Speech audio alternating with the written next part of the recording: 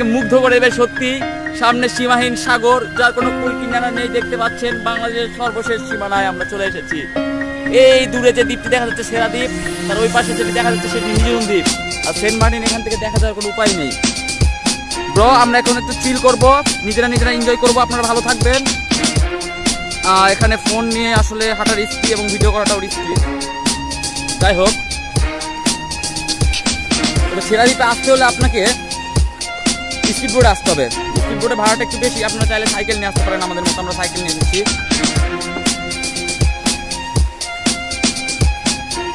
একবার শুধু দেখুন, চোখ মেলে দেখুন সাগরের ঢেউ কিভাবে আস্তে আস্তে পড়ছে এই ছেড়া দ্বীপের বুকে। এই দেখেন কিভাবে ঢেউ আস্তে আস্তে আসছে। ঢেউয়ের গতি প্রকৃতি অন্যরকম। জোয়ার উঠে গেছে সমুদ্রের বুকে। আমরা সমুদ্রের বুক চিরে এগিয়ে চলেছি বাংলাদেশ।